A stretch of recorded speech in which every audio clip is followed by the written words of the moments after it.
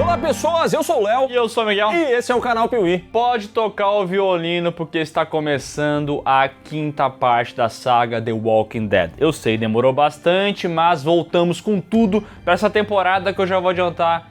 Tem muita coisa boa, mas tem muita coisa ruim também. Seria essa a primeira temporada ruim de The Walking Dead? Ixi. É isso que nós descobriremos agora, então apague as luzes do seu quarto, pois estamos começando mais uma parte da saga The Walking Dead aqui no Piuí. Let me tell you something. Deixa o like no vídeo agora mesmo, por favor.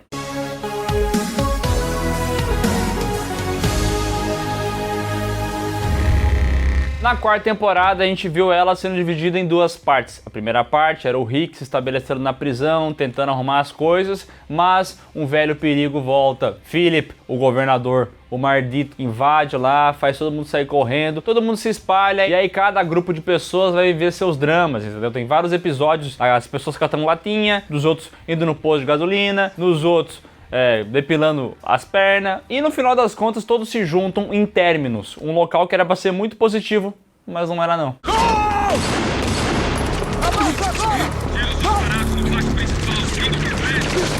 Inclusive, o episódio da depilação nas pernas, esse me marcou. Esse aí é marcante. Porque a dor que o personagem sente naquele momento, um cara peludo daquele jeito, né? O que dói mais, esse episódio aí ou aquele do Daryl e da loira que eu esqueci o nome andando e bebendo por aí? A Beth sempre machuca, né? Fala, chato. Eita, como é chato. Em Terminus, meu amigo, o pessoal comia pessoal. E não da maneira bíblica, o pessoal se alimentava como zumbis mesmo, mas eles não eram zumbis. Então o grupo do Rick é aprisionado e eles estão lá presinhos agora. Vão se sentir muito idiotas quando descobrirem que mexeram com as pessoas erradas. E foi justamente com esse gancho, num momento tão impactante, que a temporada acabou. O resultado disso foi que as pessoas esperaram ansiosamente pela quinta temporada, que finalmente mostraria o que aconteceu com o grupo do Rick. Tanto que o episódio de estreia da quinta temporada de The Walking Dead é o de maior audiência de toda a série. Então agora a gente abre para falar sobre essa quinta temporada justamente com aquele que foi o pico de audiência dessa série inteira. E a temporada se inicia com aquilo que a gente já está acostumado no mundo de The Walking Dead ou de Naruto, né, que é flashback, mostrando como é que era a Terminus, por que eles tiveram que comer gente, como é que eles se organizaram com isso. E enquanto a gente vê essas cenas super elucidantes, a gente também vê o Rick no presente tentando escapar. Aí, pessoal, tem 4 deles vindo pra cá. Vocês sabem o que fazer. Acertem os olhos primeiro. Só que a galera ali chega com granadas de luz, A deixa... perfeitinha do Fallen. Pega a perfeitinha do Fallen, ó. Saiam! deixam todo mundo atordoado e levam parte do grupo. Eles pegam o Rick, o Daryl, o Bob e o Glenn e levam eles até um matadouro. É ali que acontece, né, aquele trabalho sujo antes do banquete que eles vão servir. E esses 4 estão na fila da morte, só que antes deles tem um grupinho, então a gente vai acompanhar essa galera tirando a vida dessas pessoas, né? E é bem gráfico, né? Porque a câmera vem bem no pescoço, a faca passa, tu vê tudo saindo e tal, nojeira.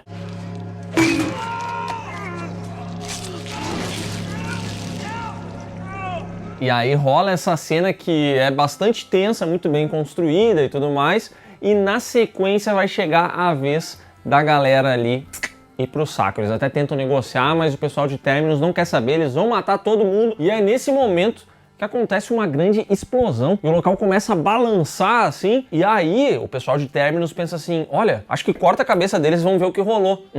Eles não tinham 1 minuto para cortar a cabeça do pessoal, então eles param o abatimento e vão ver o que aconteceu. Tá afim? Agora não! E a série não vai mostrar o que aconteceu agora nesse primeiro episódio da 5ª temporada. E a gente vai ver isso mais no futuro. Mas aqui no Piuí vamos organizar. O que aconteceu foi que a Carol tá lá do lado de fora e ela acaba explodindo um tanque de propanol. E assim faz com que o pessoal consiga iniciar a escapagem, né?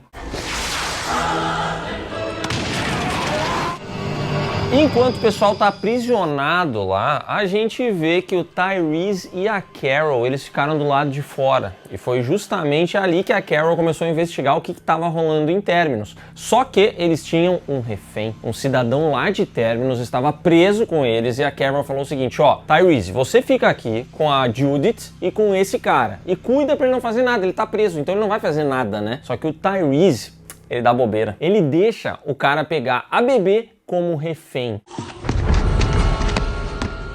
Pra trás! Burro! É um tijolo! Burro! E aí o que ele fala pro Tyrese é o seguinte, ó, meu irmão, agora tu sai da cabana, vai lá pra fora onde tá cheio de zumbis, pra você morrer, e eu vou dar meu jeito de escapar daqui, vou chamar ajuda e vou levar essa bebê aqui e vai ser um banquete delicioso essa criança. O Tyrese então sai dali, só que ele tá pistola, meu irmão, e aqui a gente vai ver ele descarregando toda a raiva dele, pegando aquele martelo, matando uns 80 zumbis e ficando, ó, quietinho ali. E quando o Martin acha que o Tyrese já picou o pastel, aí sim o cidadão aparece, rende ele e mata o cara. Anda. Você sabe o que tem que fazer. Eu não vou. Não mata, porque ele é um baita de um frouxo. Então, ele não consegue matar o cara, ele fala, ó, eu vou fazer uma coisa muito errada com você se você der bobeira, entendeu? E é só isso que ele faz. Largar de ser frouxo. E voltando à explosão, foi isso que ocasionou a fuga de Rick e seu grupo. Ele consegue utilizar essa distração aí para escapar, sair correndo de lá, vários zumbis invadem aquele local, ele dá no pé com o seu grupo e acaba encontrando Tyrese, Carol e Judith, que eles acharam que tinha morrido, mas a menina tá viva. E esse reencontro é uma cena bem legal, né? Não só porque o Rick e o Carl demonstram muita emoção por ter encontrado a garota, mas também porque aqui a gente tem um reencontro do Rick com a Carol. Ele tinha expulsado ela do grupo e agora ela salvou a vida dele. Então é um momento de conexão entre os dois personagens que vai seguir daqui pra frente na série e eles vão operar quase como uma dupla de líderes desse grupo.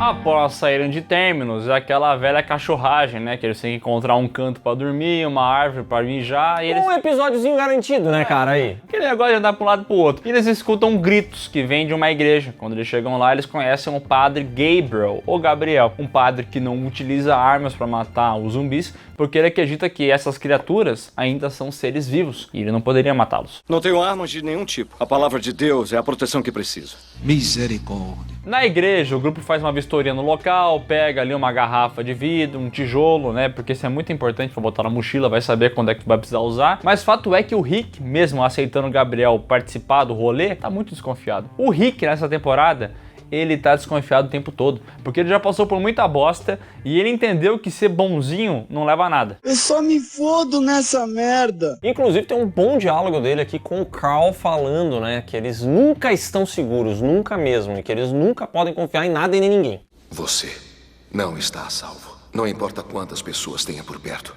Você não está seguro. Eles encontram um depósito de suprimentos e lá tem várias coisas. Só que o padre Gabriel daqui a pouco vê uma zumbi aleatória e ele não consegue tomar atitude. Ele não consegue se defender e ele quase bota a vida de todo mundo em risco. Mas aparentemente, ninguém se feriu.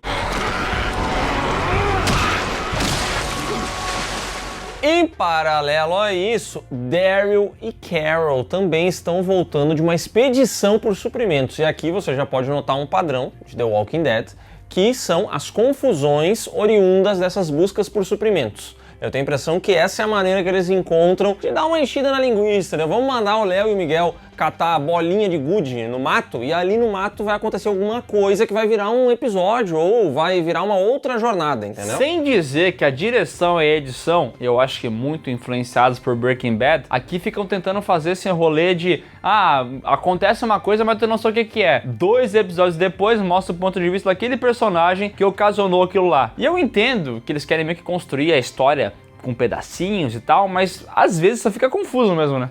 Eu não entendi nada. Lembrando que a série era lançada, né, um episódio por semana, então às vezes tu tinha que ficar aí 2 semanas aguardando por essa resposta, né? Felizmente hoje a gente não precisa, então a gente já percebe que à noite eles estão passeando e avistam o carro que levou a Beth embora. E aí eles decidem seguir esse carro para descobrir onde que essa garota foi parar. Eles pegaram a Beth. Vai, entra! Enquanto isso, o resto da galera tem um jantar abençoado, delicioso na igreja. Eles estão conversando, eles estão dando risada e não percebem que estão sendo vigiados. Por quem? Pelo pessoal do Terminus. Afinal de contas, essa turma achou o quê? Que eles iam tocar o terror, iam escapar e não ia dar em nada? A galera tá ali na volta. E quando o Bob, o glorioso Bob, está do lado de fora da igreja, de bobeira, despreocupado, é ali que eles capturam o cara.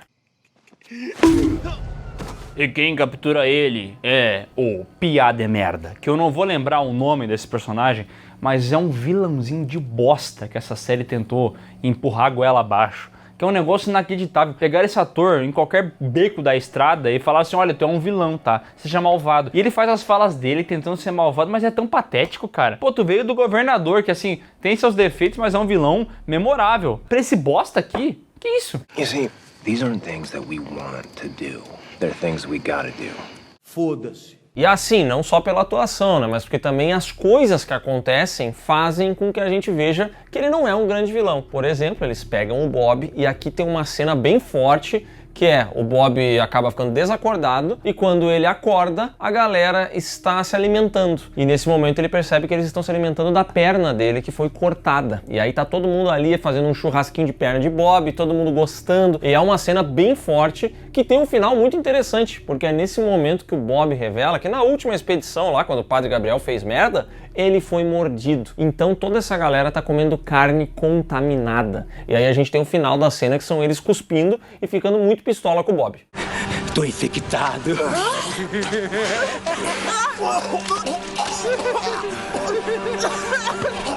Tá contaminada com o quê? Porque teoricamente a mordida só faz a pessoa morrer, né? Mas todo mundo já tá zumbi. Todo mundo já vai virar zumbi eventualmente. Ah, mas entende? Então toda a carne é contaminada. Eu entendo o que ele quis dizer. Beleza. Nojento. Foi foda, foi um momento foda.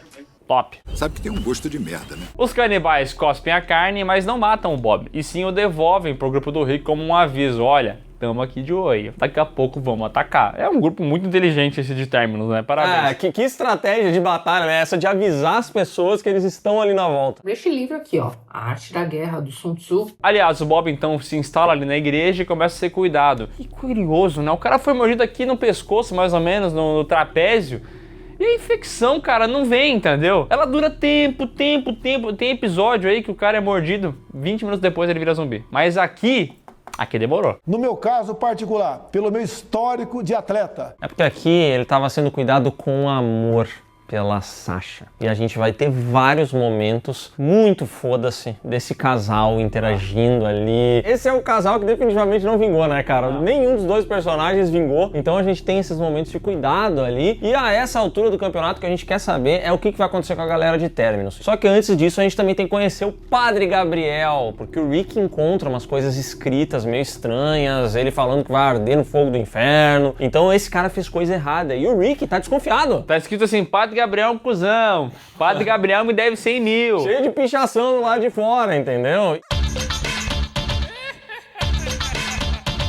E aí o Rick já coloca o padre na parede, achando que ele vai revelar algo envolvendo Terminus. Mas na verdade não, ele simplesmente se trancou na igreja e deixou um monte de fiel morrer do lado de fora. Tell me the truth. Gabriel. Carl. Eu sempre tranco as portas. Bom, enquanto isso, o Sargento Pincel aqui, o Abraham, ele quer ir para Washington. Ele fala, já fiquei tempo demais aqui, eu tenho que continuar minha missão, levar o Eugene para Washington, porque ele é a resposta pro vírus, ele vai curar todos nós. Vamos embora dessa porra. E ele toma essa decisão, tipo assim, às 23h52 da noite em que o bicho vai pegar. Ele já tava ali há vários dias, mas nesse momento a gente precisa ir, tem que ser agora. E aí o Rick fica muito pistola com ele, os dois começam a discutir e o Glenn e a Meg trazem uma solução, né, Miguel? Fala assim, olha, ajuda a gente aqui com essa situação de Terminus, afinal os caras são uns borra bosta mesmo, né, um puta de um vilão lixo, ajuda a matar esse lixo aqui, aí depois vocês vão pra lá e a gente vai junto, entendeu? A gente participa dessa missão. Então vamos ajudar. E aí o que acontece é o seguinte, o Rick e boa parte do grupo, eles saem procurar o pessoal de Terminus ali pelas redondezas, caçar essa galera, entendeu? E o local acaba ficando vulnerável. Então, nesse momento, os espertalhões canibais aproveitam para atacar a igreja. E o Rick, então, surpreende o piá de bosta aqui, né, o Gareth, e ele fica lá à mercê da piedade do Rick. Piedade essa que não existe, tá? Porque o Rick aqui, ó, ele já virou, entendeu? Não tá nem aí pra nada, mata esse desgraçado com requintes de crueldade. Ah, tá, pô. A morte é legal, tem esse lance da armadilha, né, deles terem fingido que saíam, mas estavam ali só esperando a galera atacar. Mas vou dizer uma coisa, Que final abrupto que teve esse vilão, hein? Assim como surgiu, ele já morreu e tchau, vamos pro próximo. Que uma coisa que eu acho que acontece no mundo de The Walking Dead é o seguinte: eles têm vários pontos que eles têm que passar na história, entendeu? Então essa quinta temporada vai falar de términos, mas já vai iniciar um novo arco. Só que entre esses arcos todos, eles têm que enxotar de coisa, porque são 16 episódios. Talvez, qualidade de roteiro, tinha pra 10. Mas aí faltam 6 episódios, então eles vão colocar um arco de términos ali pra terminar. Vai ter daqui a pouco o arco do hospital, né? Porque tem que encher linguiça até o que realmente interessa nessa temporada, né? Dá muita preguiça. De manhã, Abraham e seu grupo, Glenn e Meg, se despedem e falam, nós vamos lá pra Washington. E aqui também tem uma cena emocionante. Que é a morte. Não, a morte do Bob! Gugu. E assim, o grupo se separa total. Abraham e seus amigos vão pra Washington, o Rick segue viagem tentando encontrar um local pra ficar. E também temos o Daryl e a Carol que foram atrás da Beth, né? E aqui a gente vai ver um episódio inteiro dedicado a Beth. Graças a Deus, né? Era só disso que a gente precisava. Finalmente a gente vai ter essa personagem tendo tempo de tela para brilhar. Porque, após ser sequestrada, ela vai acordar em um hospital na cidade de Atlanta. Esse hospital é comandado pela policial Dawn e também tem ali um forte suporte de um médico, o Dr. Steven. E aí, quando a Beth acorda, ela já entende que eles salvaram a vida dela, supostamente, e por conta disso, ela tá devendo algo a eles. E eles estão tocando esse hospital, utilizando a mão de obra de pessoas que estão ali nas redondezas, então eles convocam a Beth a ficar ali como uma espécie de enfermeira, entendeu? Já que eles salvaram ela, então ela precisa retribuir de alguma maneira e o trabalho dela é o que eles querem. Cria vergonha, vai trabalhar. Eles até tentam ensaiar um mistério envolvendo esse local, que, nossa, ele parece bom, mas ao mesmo tempo tem problemas. Mas obviamente tem vários problemas ali, né? Tu vendo logo de cara, inclusive ela conhece o tal do Noah, o Chris, de Todo Mundo Odeia o Chris, ele tá aqui. E aí? Carinha que mora logo ali. E ele inclusive fala, olha, aqui você tem que trabalhar, entendeu? Você foi salvo, você foi cuidado pelos médicos, mas agora você vai ter que trabalhar. É tipo o sistema de saúde dos Estados Unidos, né? Eu acho que até a crítica que eles fazem, né? Uma vez cuidado, você vai ter que pagar a vida inteira por esses cuidados. Críticas sociais fodas. E ela aprende com o Noah que a Dawn não é flor que se cheire. Inclusive o pessoal tem uma tática muito bizarra aqui de recrutar novas pessoas para trabalhar no hospital, que é, eles são tipo a ambulância do GTA, entendeu? Eles atropelam a pessoa que eles vão salvar.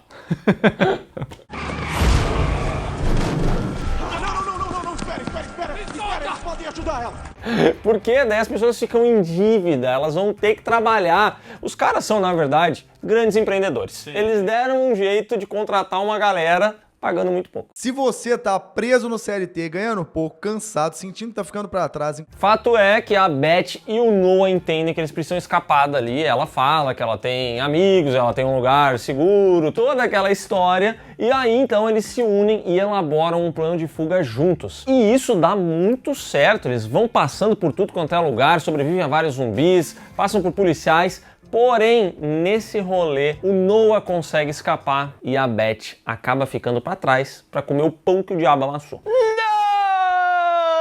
Não! Por que sofres tanto, Beth? Ela merece o mundo, ela canta.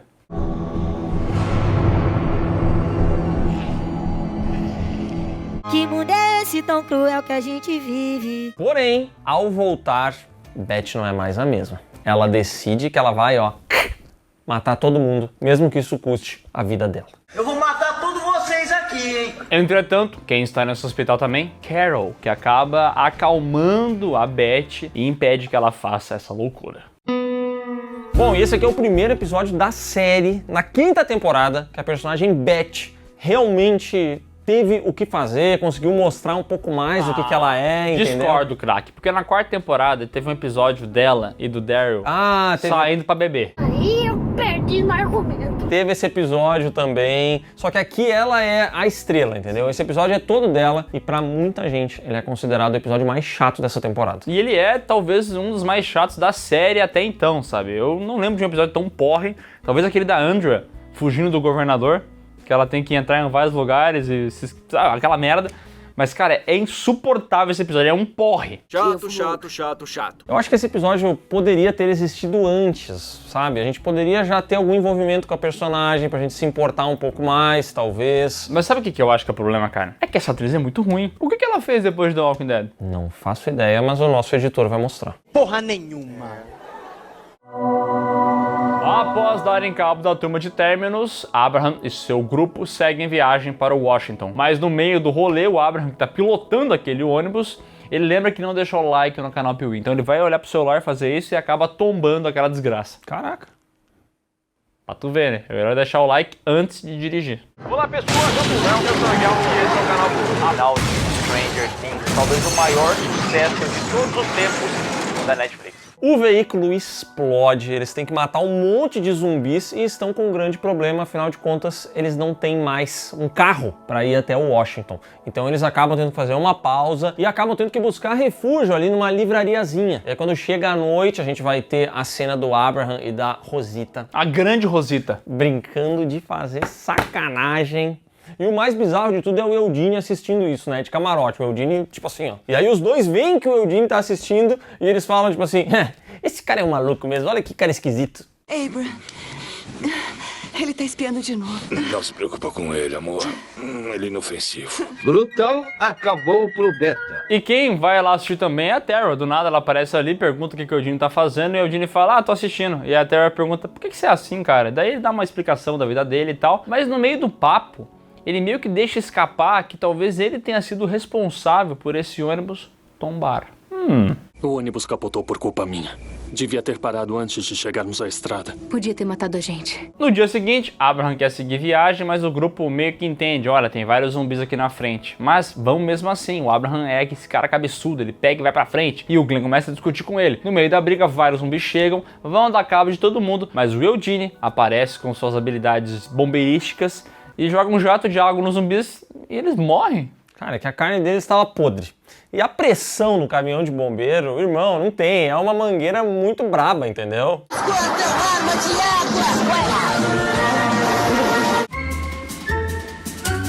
É tipo um lava-jato. Será que com um lava-jato tu conseguiria matar zumbis? Conseguiria arrancar a cabeça de um zumbi com um lava-jato? Olha, eu vou dizer uma coisa. Meu pai uma vez comprou um lava-jato daqueles que tem pressão e eu botei o dedo aqui na frente pra ver. E assim, ó, dói.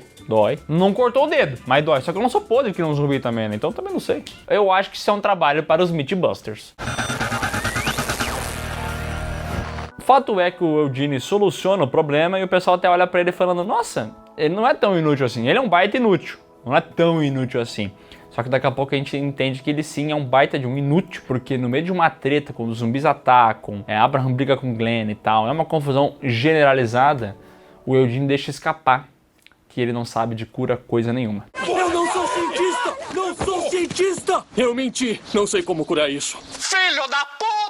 É isso aí, o Abraham quer passar por uma horda de zumbis e ir a pé até Washington, essa é a prioridade, essa é a missão dele. E nesse momento, percebendo que todo mundo tá correndo risco de vida, o Eugene fala que ele não é cientista, que ele não trabalha em bosta nenhuma em Washington e que ele não tem a cura. Na verdade, ele só falou esse papinho porque ele precisava sobreviver. E o Abraham, então, entendendo que ele era a resposta para a cura, começou a protegê-lo e fez com que ele chegasse até ali. E eu quero sobreviver. Se posso enganar umas pessoas para me levar lá, então... E vi que também... Eu tô fazendo um favor a elas. Mas que porra é essa, hein? O Abraham fica muito puto com isso, dá um One Punch Man na cara do Eugene, que cai no chão, a gente até acha que ele morreu, e vai se ajoelhar no meio do asfalto, olhando pra frente. E assim ele fica, na minha memória, por uns 3 episódios, mas eu acho que não foi tanto tempo assim. E a revelação é muito boa, o episódio é focado no Abraham e suas memórias também, a gente vai ver o flashback dele, de quando ele encontrou o Eugene, de quando ele perdeu a família dele, mas fato é que assim, você tem que gostar do Abraham pra esse episódio ter um poder especial pra você, né? E como eu tô cagando baldes pra esse cidadão, eu acho que o episódio porre. A revelação é legal, a parte da revelação é massa, mas todo o resto... E eu não tô nem aí. É interessante a consequência que causa no Abraham, né? Porque a família dele viu que ele tava se tornando uma pessoa muito agressiva, se afastou e ele iria tirar a própria vida. E é justamente nesse momento que surgiu o Eugene na vida dele e imediatamente virou uma motivação para que ele não fizesse isso e ganhasse uma missão, ganhou um novo propósito de vida. E aí agora a gente vê o cara deixando de ser o propósito. Então eu acho que isso é legal. aconteceu, mas eu lembro de, na época do lançamento dessa série, esse daqui ter sido um dos momentos que me marcou mais negativamente durante toda a jornada de The Walking Dead, porque eu tava com a sensação que a série meio que tava indo de nada pra lugar nenhum. Cada momento a gente pipocava num lugar diferente de sobreviventes e aconteceu uma confusão, e esse padrão começou a me incomodar. E eu pensava assim, mas tem a trama de Washington. Isso aqui vai dar em alguma coisa. Então, quando foi revelado que aquele personagem claramente idiota não era um cientista, eu, na época, fiquei muito desanimado. Eu detestei essa revelação. Hoje, reassistindo... É massa. É legal. E ela também não tem o mesmo impacto que ela teve na época, entendeu? Mas eu lembro de ter me incomodado muito com isso aqui. Eu posso entender como se sente. Pra mim, The Walking Dead segue nesse padrão de ter um momento específico bom no episódio, mas pra esse momento bom acontecer, ele é lotado de outras coisas pra encher linguiça. Aí você fica ali olhando, esse momento. Aí depois, próximo episódio. Tá, vamos ao próximo caso então. Em paralelo a isso, a gente volta no passado, porque tem esse lance dessa temporada de que a cronologia é a moda caceta, né? Então a gente viu o episódio da Beth, que ela encontra com a Carol, mas agora a gente volta no passado pra entender como isso aconteceu. É porque o Daryl e a Carol estavam juntos, chegaram em Atlanta, viram o hospital e um chega lá. Só que daí eles falaram, não, vamos dormir aqui, no dia seguinte a gente vai. Só que eles acabam encontrando o Noah. E o Noah não causa uma boa impressão, a dupla não quer ajudar. Mas no dia seguinte, o Noah tá pra morrer, eles acabam dando um help pro cara que fala o seguinte, olha... tem mais pessoas lá naquele hospital e tal. E no meio do papo ele deixa escapar que tem a tal da Beth lá. E aí a dupla fala, nossa, é a nossa Beth. Tinha uma garota loirinha lá, viu uma garota loira? A Beth? Conhecem ela? Ela me ajudou a sair, mas ainda tá lá. Os três, então, vão em direção ao hospital para tentar resgatar essa garota, só que no caminho a Carol é atropelada por um dos policiais desse hospital. Sim, a ambulância do GTA, né? A ambulância do GTA, e ela é levada lá, né? E nesse momento o Daryl quer ir atrás pra resgatar, mas o Noah fala, meu irmão, tu não tá ligado o que tá acontecendo. Aquilo ali é um dos maiores quartéis generais que tem aqui nesse quarteirão. Então vamos voltar, buscar ajuda, e aí sim a gente retorna pro hospital, agora pra salvar 2 pessoas e não mais uma só. Do que a gente precisa. Eles têm armas, pessoas. É, a gente também. E nesse hospital é um novo drama pra nossa querida Beth, porque o pessoal fala, ó, vamos desligar os aparelhos da Carol, porque não tá valendo a pena manter ela viva. Só que a Beth pensa, cara, é minha amiga, como é que eu faço pra manter ela viva? Vamos desperdiçar mesmo recursos valiosos com essa mulher? Quanta energia o seu DVD consome? Você carrega ele todo dia. Tá brincando comigo? Enquanto isso, Daryl e Noah vão buscar lá a ajuda do pessoal na igreja e retornam pra esse hospital. E o plano do Rick é muito simples. Vamos entrar, matar todo mundo e pegar as 2. Se depender de mim, eu vou matar os caras ali. Mas aí o pessoal fala assim, ô Rick, mas você tá cruel, hein, cara? Qual é a necessidade de matar todo mundo? Vamos pegar 2 policiais como reféns e a gente faz uma troca de reféns. É tão mais seguro a gente fazer uma negociação dessa, entendeu? Calma aí, paizão. E aí o Rick diz, não, beleza, não faz sentido, mas eu vou aceitar o plano de vocês. Eles então sequestram 2 policiais e aí o Rick deixa esses policiais sob os cuidados da Sasha por 12 minutos. Em 12 minutos, a Sasha, muito abalada com a morte do Bob, ela come mosca, o cara consegue nocautear ela e escapar dali. Tem certeza que...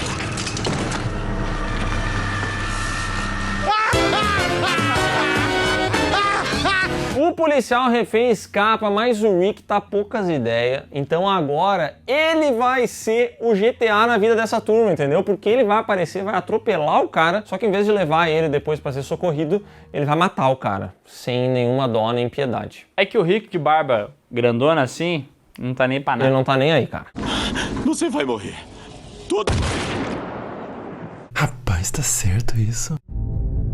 Em paralelo a isso, a gente vive todo um drama da Beth no hospital, porque ela descobre que a Dawn, que é maldosa, que é autoritária, faz isso só porque ela quer continuar no poder. E ela entendeu que entre os outros policiais ela tem que ser assim, senão ela não vai ser respeitada e tal. E a Dawn até mostra clemência, fala, olha, vai lá, tenta salvar tua amiga Carol, vai lá libertar ela e tal, eu vou fingir que não tô vendo. Então a gente vê que a Dawn, ela é dessa maneira, mas por causa do sistema. The system is fuck, como diria o Captain Bourne. A Dawn é a síndica e o hospital é o prédio. E ela tá jogando o jogo, entendeu? O sistema é foda. Inclusive, tem uma cena, né, ali de uma reunião de condomínio que deu ruim e a gente vê a Dawn jogando um outro policial no fosso do elevador.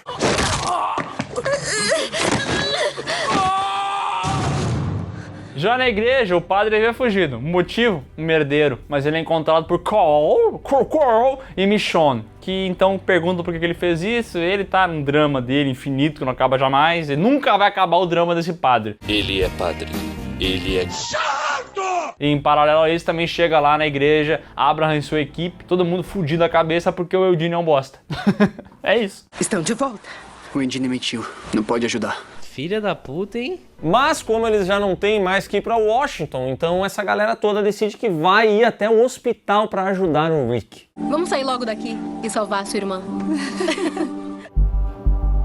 Bom, depois de muito lenga-lenga, chega a hora da negociação. O Rick vai lá com os reféns, organiza tudo. A Dawn vai com a Beth também, com a Carol. E eles fazem essa troca. Só que na hora H, quando a troca vai terminar, a Dawn fala que ela exige a presença do Noah. Porque o Noah é um funcionário dela. Ela salvou, né, o cara com a ambulância, então ele tem que pagar. Agora só preciso do Noah. Beth ficou no lugar dele, vou perder ela, quero ele de volta.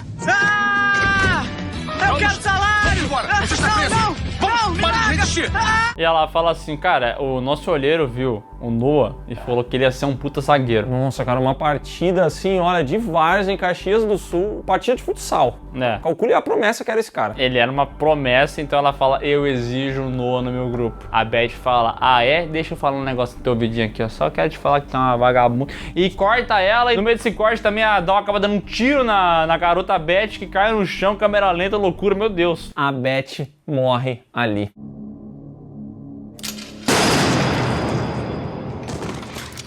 Não! Mais um golpe duro, mais um personagem tão bom que morreu, né? Que Deus a tenha. Por que ela morreu tão jovem? E assim, você pensa, puxa, mas nesse momento então virou um caos, uma guerra. Não. Porque os policiais do hospital já estavam querendo um novo síndico. Então, quando a Dawn morreu, eles falaram assim, ó, turma, deixa quieto, tá? A gente não precisa brigar, não vamos brigar por isso, já vamos fazer uma nova eleição aqui, bola pra frente. E aí, o Noah pode levar junto. Leva junto esse moleque, ele não joga nada, ele tá com a perna machucada, já faz vários episódios, ele não vai ser útil aqui. E aí, a gente tem todo esse episódio que é chatíssimo do hospital, mas que tem um final muito bom, que é essa galera toda saindo do hospital. O Daryl fica completamente abalado, né? Tanto é que é ele que vai lá matar a Dawn de uma vez por todas. E aí a gente tem ele saindo com a Beth no colo. E, além dessa cena muito boa deles caminhando completamente derrotados, a gente tem um momento em que chega o resto do grupo, incluindo a Maggie, que vê o Daryl carregando ali a sua irmã. Então tem um final bem emocionante, apesar de ser a morte de uma personagem que em 5 temporadas entregou pra gente literalmente nada. Meia dúzia de canções. Foi isso que ela conseguiu fazer nessa série, cara. Ela é minha irmã, seu otário. É isso aí. É engraçado, cara, quando você vai na MDB dessa série e vê as notas dos episódios. Esse episódio aqui é muito bem avaliado, porque a galera acho que não tá nem aí pro episódio em si. Eles se importam com o acontecimento. Morreu a Beth. Entendeu? É o acontecimento. Tudo que tem em volta é um lixo, mas não importa, entendeu? O acontecimento é legal. Em defesa deles, é bem legal esse final de episódio. E daqui a 5 anos... a gente vai lembrar do quê? A Beth morreu. A Beth morreu, como é que foi a morte? O cara carregava ela no colo. O episódio mais incrível de todos. E só pra lembrar, esse aqui é o 8º episódio da temporada. Então depois dele teria aquele ato de 2 meses e é por isso que tem esse grande acontecimento, entendeu? Pra criar um gancho pro pessoal voltar depois. Pra você terminar aqui, ó, no pico. E na cena pós-créditos desse episódio, a gente vê que o Morgan ainda está vivo. Uou! Olha lá, E aí começa a segunda parte dessa temporada, que pra mim, felizmente, é muito melhor. E aqui nesse primeiro episódio da segunda parte, eles querem honrar a Beth, então vão levar o Noah até a família dele, que fica na Virgínia. Chegando lá, eles entendem que não tem mais família, morreu todo mundo. Aliás, um zumbi, que era irmão do Noah, ataca o Tyrese. Cara, mas ele foi mordido de burro, né? Pô, ele era tão grande, né? Ele podia ter feito alguma coisa. O cara ficou olhando pra uma foto ali, perdeu a atenção nas coisas que importava e foi mordido. Porra, garoteou, né? E aqui a gente tem um momento em que o Tyrese vai matar os zumbis que estavam ali, né? E ele vai ficar num canto caído, delirando, lembrando das coisas que ele viveu, lembrando do governador, da Sasha, lembrando de muitos desses acontecimentos, enquanto o Noah vai buscar ajuda, porque ele precisa de alguma maneira socorrer o Tyrese, né? Eles precisam talvez tentar cortar um membro dele para ver se a infecção não se espalha, enfim. Então, enquanto o Tyrese fica ali agonizando, o Noah vai atrás de ajuda. Segura! Ninguém vai! Um golpe, rápido, vai! E depois de várias peripécias, Rick e Michonne até conseguem chegar até o Tyrese, resgatam ele, botam no carro, só que é tarde demais pra fazer qualquer coisa, né? Porque mesmo cortando o membro ali do cidadão, e eu tô falando do braço e não do pênis, Ai, meu peru! ele acaba morrendo pela infecção. E aqui tem uma decisão muito boa da direção, que é de fazer uma espécie de morte dele quando ele tá no carro, assim. Ele começa a fechar os olhos, começa a imaginar várias vozes, pessoas falando com ele, pessoas que foram importantes na vida dele, e ele morre naquele momento. E o episódio, se terminasse nessa parte do carro, seria muito foda. Mas ainda tem o rabicho deles enterrando ele, né?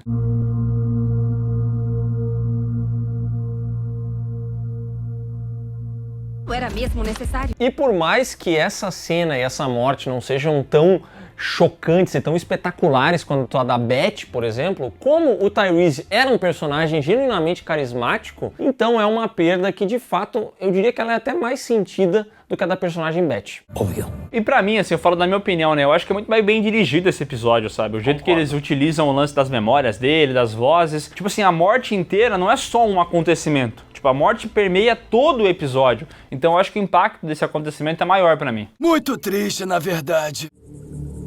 O grupo tá destruído pelo luto, porque é a segunda pessoa importante que eles perdem em pouco tempo. A Sasha perdeu o irmão, e aí ela vai herdar todos os traumas do irmão, porque agora ela vai ficar na fossa. Mas o grupo segue viagem até Washington, porque por mais que o Eugene não cure ninguém e não consiga nenhum tipo de solução, Washington é uma grande cidade, eles podem encontrar algum local seguro lá. E eles até encontram no meio do caminho umas garrafas de água, um fardo de água, escrito uma mensagem de um amigo. Só que eles não bebem, porque eles acham que eles podem estar sendo envenenados. Eugene, o que tá fazendo, cara? Teste de qualidade.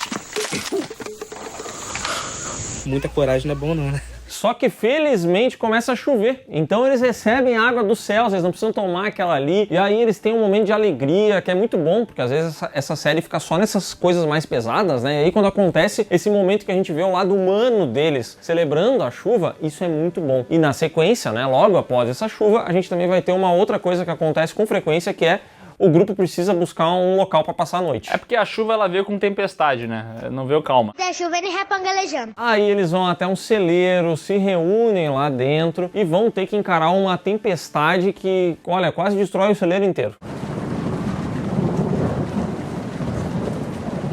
E é legal porque nesse momento, depois da tempestade, que tá todo mundo de xereca ali, todo mundo ferrado da cabeça, que entende que não dá nada certo, que eles não vão sobreviver a nada. E é nesse momento que tem que vir o Rick Coach, né? O Rick, ele sempre com as frases dele, ele conta uma história do vô dele quando foi pra guerra. Ele faz uma puta história que, assim, nem faz tanto sentido assim, que o vô dele sempre tava morto, não ia pra guerra, depois que ele voltava ele meio que renascia, mas ele faz tudo isso pra poder terminar com uma frase pica. Porque é assim que a gente sobrevive. Somos os mortos que caminham. Ah, ele disse! É nesse momento que ele fala a icônica frase que já tava nos quadrinhos e que aparece na série We Are The Walking Dead. E se você não arrepiou nesse momento, meu irmão, você tá morto, entendeu? Você virou um zumbi. Mas porque finalmente faz sentido, entendeu? É isso aí, cara. Eles são Walking Dead. Cara, foda. We are the Walking Dead.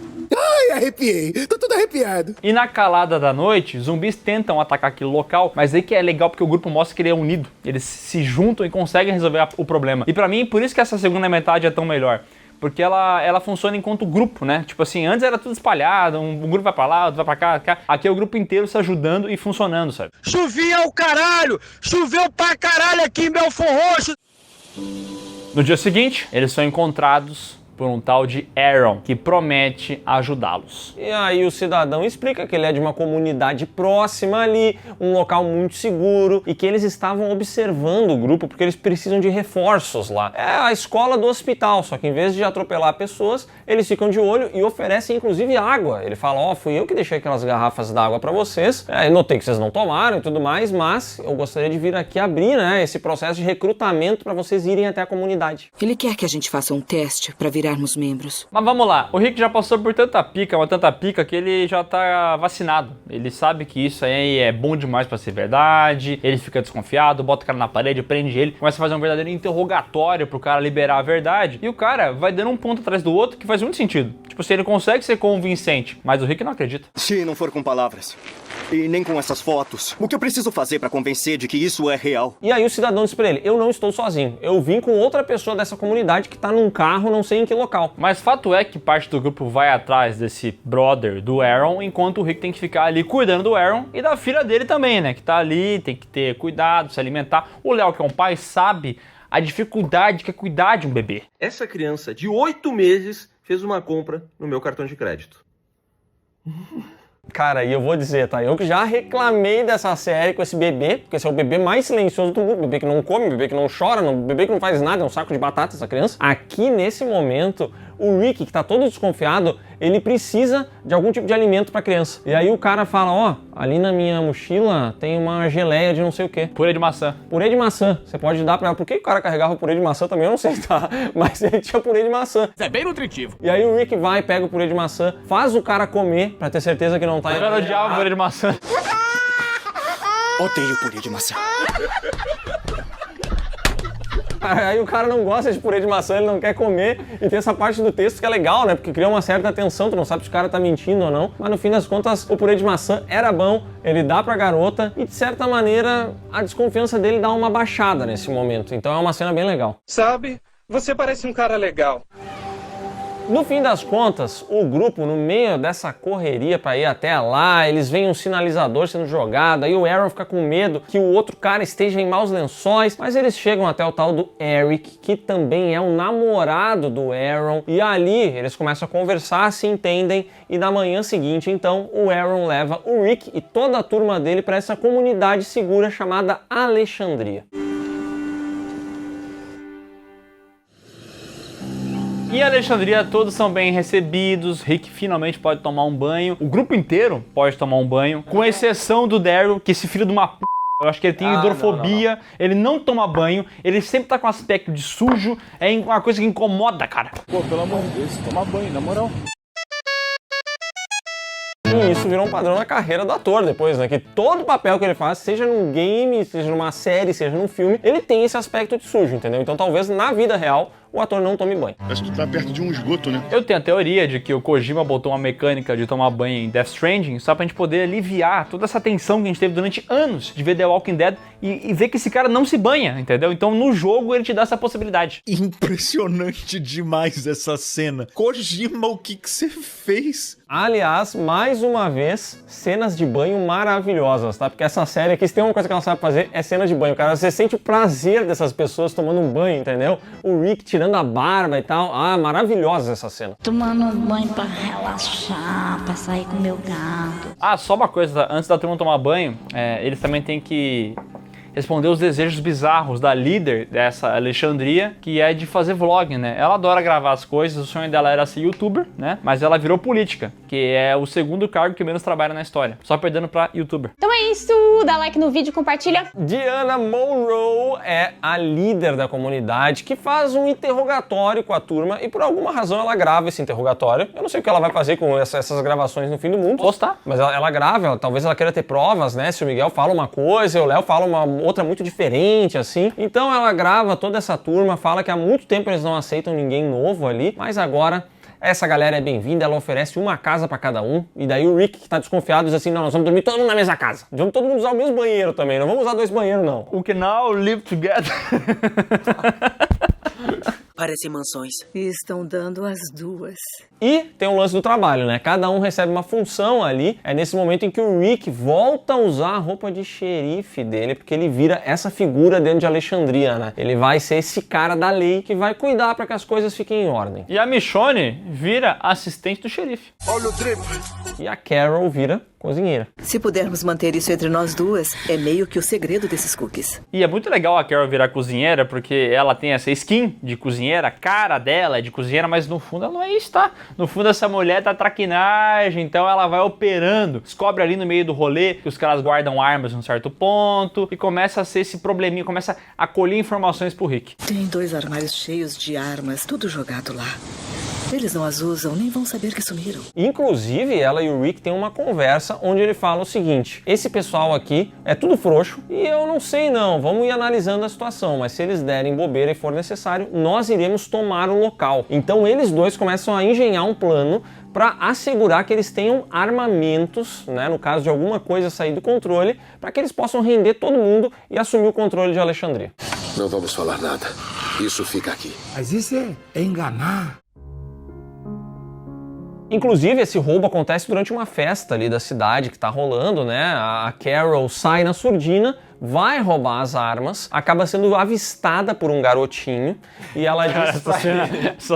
Essa cena é satânica, né, cara? Que ela chega pro moleque e fala assim, se você contar, você vai ser devorada por um zumbi que vai comer você inteirinho.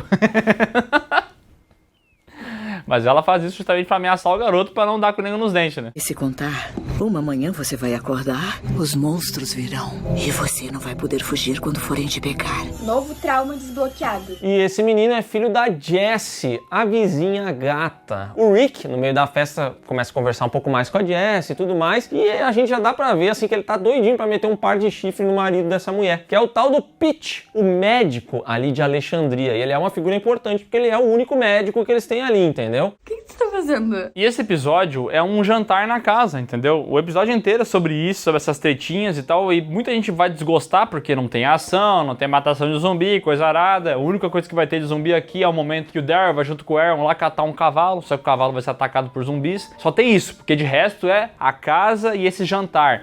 Só que eu acho muito bom pra desenvolver os personagens. E aí que a gente também vê o Rick, né? Ele chega lá na vizinha gata, joga a asinha pra cima dela e ela meio que corresponde. E numa das cenas mais desconfortáveis que eu já vi na minha vida, o momento The Office aqui, ele arranca um beijo dela, né, cara? Nossa, cara, que vergonha, velho. Nossa.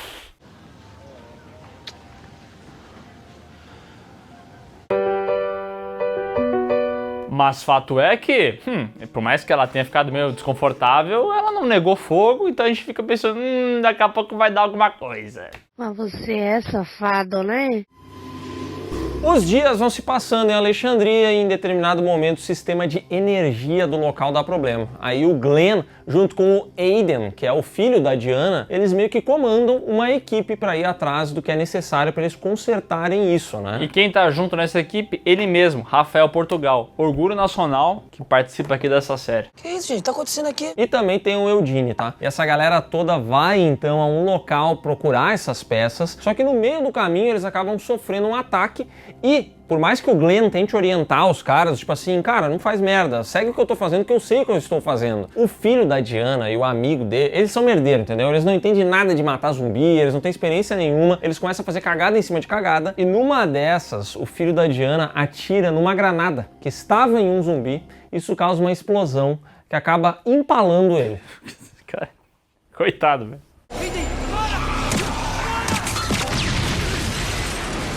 Ele tá muito. E aí é uma merda pra solucionar isso. Só que enquanto isso, mais merda acontece em Alexandria. Porque a Carol descobre que a vizinha gata loira do Rick apanha do marido. E aí agora o Rick é o xerife da parada, entendeu? E aí já tava arrastando a asinha, ele pensa, juntou a fome com a vontade de comer. E é bizarro porque assim, quando ela fala isso, ele deveria ficar preocupado. Mas ele tá com tanta vontade de dar uma de Shane na vida dele, que se você pegar, você vai perceber que ele dá um sorrisinho quando ele escuta essa informação. O Pete bate na Jessie. Talvez o Sam também. O AU-13, que é o Levator Angulis Doris. Voltando à busca pelos suprimentos, depois que o filho da Diana morre, o pessoal precisa sair correndo, deu uma explosão, tem um monte de zumbi vindo. O Eugene consegue escapar um pouco antes, junto com a Tara, então ele leva ela até o veículo da galera e tudo mais. E o Glenn tá numa furada, porque ele fica preso ali, junto com o Noah e com o Rafael Portugal. E quando eles finalmente encontram uma saída, tem uma porta giratória. E aí o Glenn fala, turma, todo mundo que já foi num banco deve saber como é que isso aqui funciona. Vamos com calma, porque eles ficam presos na porta giratória e tem zumbi por todo lado. Mas eles assim, ó, se a gente for devagarito, a gente consegue escapar dos zumbis e todo mundo sai daqui. É, mas daí chamaram o Rafael Portugal pra ele cobrir o BBB. E aí ele ficou, ai meu Deus, e ele ficou meio atucanado, sai correndo e acaba fazendo uma merda, tá? Deixa o Noah ser atacado por zumbis. Os zumbis pegam o Noah, estraçalham ele na frente do Glenn. É uma morte bem memorável, tá?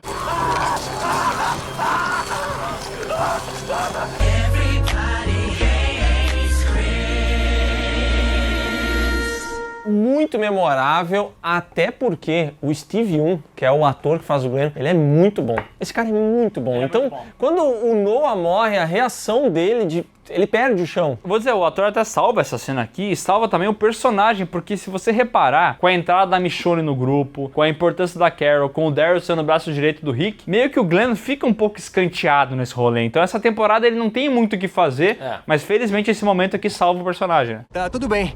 Eu sou... E aqui é a hora, então, em que o Rafael Portugal sai correndo, o Glenn perde ali a consciência até que ele retoma, consegue escapar da porta, escapar dos zumbis, chegar no Rafael Portugal, dar um socão na cara desse cidadão, e esse é um momento muito recompensador da série, né? Porque o cara realmente foi muito arrombado, o Noah morreu por conta dele, e é um fechamento interessante aqui da situação. E depois todo mundo é resgatado pelo Eugene e levado pra Alexandria. Sai aqui na rua, seu filho da puta!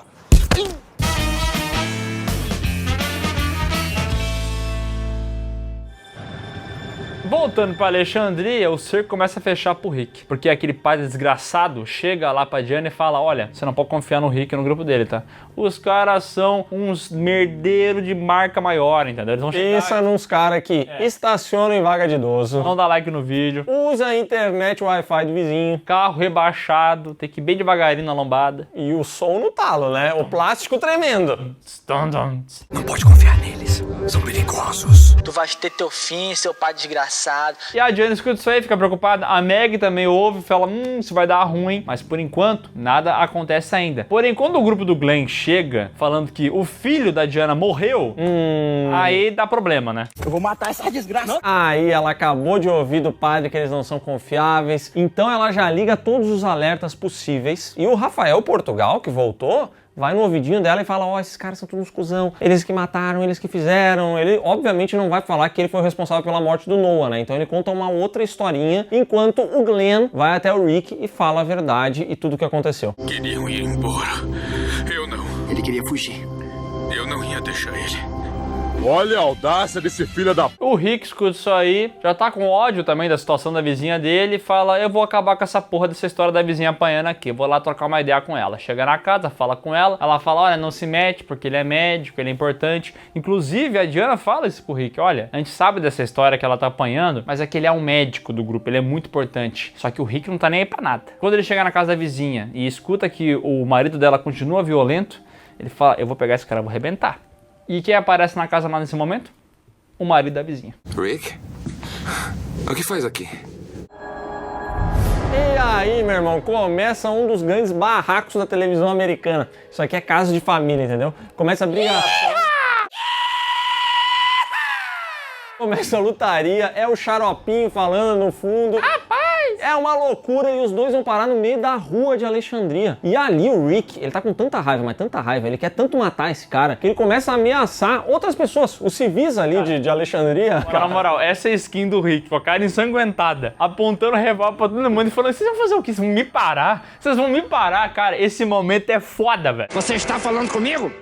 Eu te mato, cara! Esse momento é bom demais, porque ele mostra também que uma coisa muito legal dessa série é que os personagens, por mais que eles sejam bons, eles sempre têm um lado ruim ou um lado humano. E aqui é justamente o Rick se deixando ser tomado por essa raiva e pelo grande desejo que ele tem de meter um par de chifre nesse médico, entendeu? Porque ele tá maluco nessa situação, ele aponta a arma até pros amigos dele. Rick, o que você tá fazendo? Abaixa aí, a gente mal escapou, cara. Ele ameaça todo mundo, fica descontrolado, e aí o episódio termina de uma maneira muito foda, que é a Michonne apagando ele. Cara, esse episódio pra mim, ele é tipo assim, 10 de 10. Ele é um puta episódio, porque ele consegue contar muito bem essa história da vizinha, a treta do pessoal indo lá tentar resolver a situação e sendo atacado. Tem muitas coisas acontecendo e é um episódio muito completo, né? E o bom é que ele meio que foca um pouco mais nesses núcleos, entendeu? Eu não sei o que está acontecendo com a Sasha, eu não sei o que está acontecendo com o falecido Bob, eu não sei o que está acontecendo com não sei quem, porque ele fica mais nessa turminha, entendeu? Muito bom.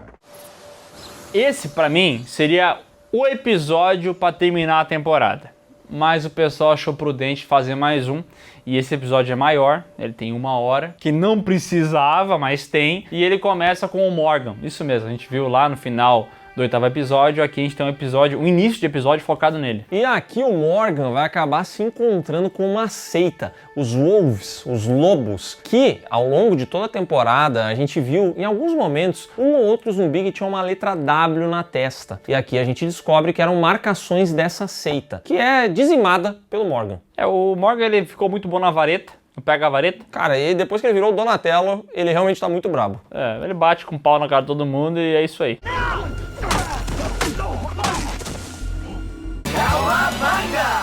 Mas o que importa realmente é Alexandria. A gente volta, né? O Rick acorda todo maleixo. Inclusive ele tá com vários curativos no rosto, lembrando aquele frame clássico dos quadrinhos, né? Quando ele tá com o rosto todo ensanguentado e com vários curativos. E aqui ele não lembra direito o que aconteceu, porque ele levou uma pancada na cabeça, né? Mas o pessoal fala, ó, Rick, você fez um bagulho aí, o pessoal tá meio chateado contigo, tá querendo expulsar a gente. A Diana vai fazer uma reunião hoje. Pra expulsar o Rick? Pra tentar, não sabemos disso. Inclusive a gente vê como a Diana tá triste, né? Porque com a família dela, ela escuta, né? Um CD de músicas do filho, começa a tocar um nu metal aqui do nada, nada a ver com nada. E é isso aí, cara. Eu não sei nem se é nu metal, se é grunge, eu não sei que estilo musical é esse, cara. Já do lado de fora da cidade, o Daryl e o Aaron, eles estão procurando os famosos suprimentos. Só que no meio desse rolê são atacados por uma horda de zumbis e eles são salvos, veja só, pelo Morgan. Esses caminhos acabam se cruzando e o Daryl, obviamente, fica muito desconfiado, mas o Morgan mostra ali um bilhete que ele recebeu do próprio Rick. E aí, nesse momento, o Daryl então se desarma e fala, ó, bora pra Alexandria, é lá que Rick Grimes está. Agora sim, são e salvo, amigão. Aliás, essa dupla Daryl e Aaron que se forma aqui é interessante, porque o Daryl, ele é um cara sujo, não toma banho, mas aqui ele recebe uma macarronada e acaba ficando feliz, entendeu? Alguém deu atenção pra esse filho da puta e entregou um presente pra ele também, uma moto, tá? Uma CB650 modificada, coisa linda, compraria. Foda! E o Daryl é um personagem tão bom que todas as vezes que ele tá com outro personagem, funciona. Ele é muito bom, né? Sempre funciona, a dupla sempre fica boa. Esse é um caso foda, tá? De um ator que, assim, cara, ele é limitadíssimo. Ele é muito limitado. Ele é muito limitado. Mas as coisas que ele faz são tão legais que tu aceita. O bicho é bom mesmo, pô. O bicho é diferenciado. E o papel se encaixa. Para esse papel ele não é limitado. Para esse papel ele é perfeito. Ele entrega tudo que tem que ser entregue. Ele é tipo o Keanu Reeves como John Wick, entendeu? Ele encaixa com uma luva e não é à toa que esse é o personagem favorito de muita gente, porque ele realmente sempre funciona. Ele sempre entrega. Obrigado, amigo. Você é um amigo. De volta à cidade, o padre desgraçado, que era um bom personagem em The Wire, decide que vai matar seu primeiro zumbi. E daí ele sai da cidade, mata o zumbi, só que na hora que ele volta, ele esquece o portão aberto. Porra, presta atenção! Cara, quando não caga na entrada, caga na saída. Cara, né? isso aqui é como se a gente gravasse PewCast e depois do horário a gente fosse jogar um videogame no andar de cima, alguém deixasse a porta aberta e os gatos fugissem, fazendo com que a gente tivesse que ficar 2 horas rodando pela cidade atrás do gato. E depois a gente pergunta, quem que deixou a janela aberta? A gente sabe quem deixou. É o mesmo cara que quebrou a lâmpada do podcast, mas esse cara, ele não fala que foi ele. Ele fala, não, todo mundo deixou aberto, não foi culpa minha. E ele falou, eu? Antes que o pessoal perceba a cagada que o padre fez, o Abraham acaba fazendo as pazes com o Eugene, o que eu acho uma loucura, porque eu não entendo como é que ele passou daquele nível de ódio pra fazer as pazes, mas beleza. E o Rafael Portugal, vendo que a batata vai assar, decide fugir dali. Só que o Glenn pensa assim, ah não, seu arrombado, tu não vai fugir. O Glenn vai atrás dele, captura o cidadão e quando ele está prestes a matar o cara, ele respira por 5 segundos e fala, não, se eu tirar a vida desse cidadão vai gerar problema pra minha turma. Então deixa eu levar o Rafael Portugal de volta.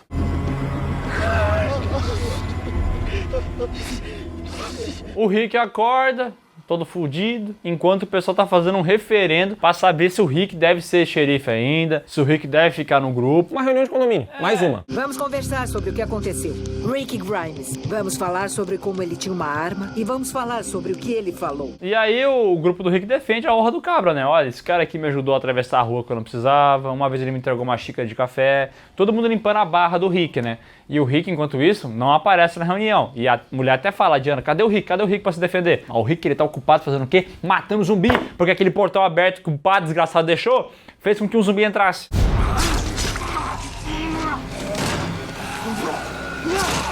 E esse zumbi, obviamente, gerou vários outros zumbis.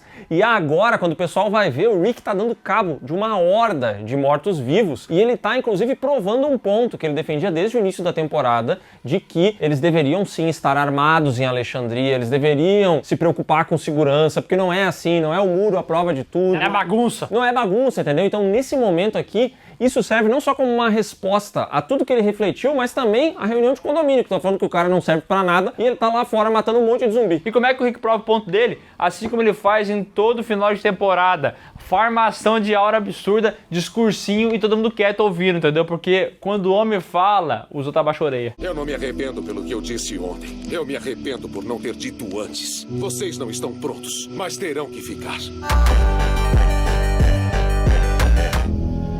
E enquanto isso acontece, a Sasha encontra o padre também, que tá maluco da cabeça, porque matou zumbi, porque fez merda, ele quer acabar com o grupo do Rick, ele tá cheio de culpa no cartório. Ele é um padre todo fudido aqui, aí ele tem que ter essa discussão com a Sasha também, cara. Nossa, que personagem desgraçado esse padre aqui. Os mortos não escolhem, mas as escolhas que vocês fazem, sacrificar seus amigos. Cala a boca, meu irmão. Mas o que importa é que lá na reunião de condomínio aparece o marido que batia na esposa. E ele tá bêbado. Tá bêbado e tá puto com o Rick, quer bater no Rick. E aí ele fica falando merda e tal, e o marido da Diana, que também é um dos líderes daquele local, tenta apaziguar as coisas, fala, não, fica de boa. E aí numa das cenas mais idiotas que eu já vi na minha vida, o marido da esposa que apanhava tá com uma espada da Michonne na mão, e aí na confusão ele acaba cortando o pescoço do cara da Diana. Cara, que isso? Cara, ele mata o marido da mulher com uma espadada aqui do sabre de luz da Michonne. Não foi nenhuma espadada, do sabre de luz mal encostou no pescoço, mas tão afiado, cara, que, sei lá, corta até diamante. Sai de perto, gente! Sai! Eu não estou com nenhum diamante. O Rick, nesse momento, olha pra situação. Ele estava, 2 minutos antes, cagando na cabeça de todas aquelas pessoas, falando pra Diana que ela não protege o local, que olha o que tá acontecendo. E ela tava ali, puta com o Rick. Só que nesse momento em que o marido dela morre, ela olha pro Rick e fala, do it. Do it. Cara, e o Rick, a expressão facial dele de cachorro louco, que finalmente vai poder fazer o que queria o tempo todo, cara, é muito boa. Ele vai lá e acaba com o cara. Assim como acontece na novela das 9, no exato momento em que o Rick tira a vida do cidadão, quem entra ali? Ele mesmo, o Morgan, que reencontra o seu amigo nessa situação meio bizarra e muito violenta.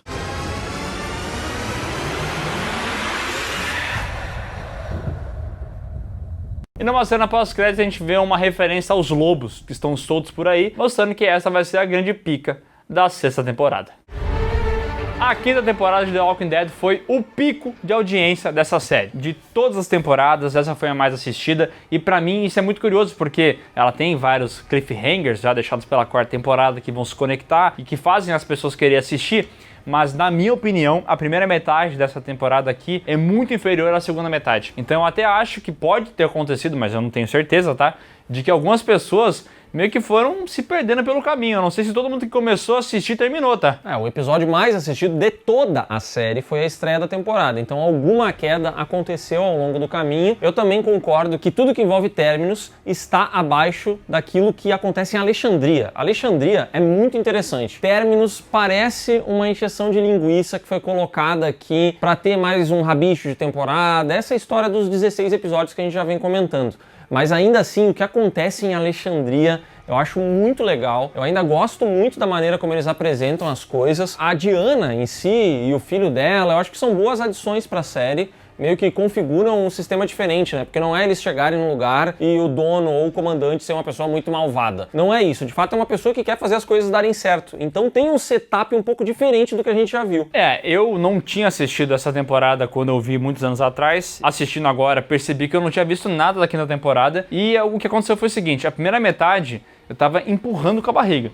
Mas a segunda metade, eu genuinamente gostei de assistir. Tipo assim, eu queria ver o próximo episódio pra ver o que ia acontecer, porque eu tava muito instigado na história. Então eu acho que é uma temporada 100% irregular. Tipo assim, porque pra mim a segunda metade é muito boa, é super indicável. Mas essa primeira metade é complicada, viu? É verdade. Mas definitivamente ainda é um momento em que você assiste Walking Dead, você quer assistir mais, você quer saber o que vai acontecer, e a série continua se sustentando com esses personagens muito bons que ela tem. Ela tem alguns que pesam, Quando você tem que acompanhar um episódio inteiro sobre a Beth, ou quando você fica 20 minutos no drama da Sasha e do padre. Cara, isso não é legal, isso não é bom, o Abraham não é bom, a Rosita não é boa, ela tem personagens que são claramente menos interessantes do que outros.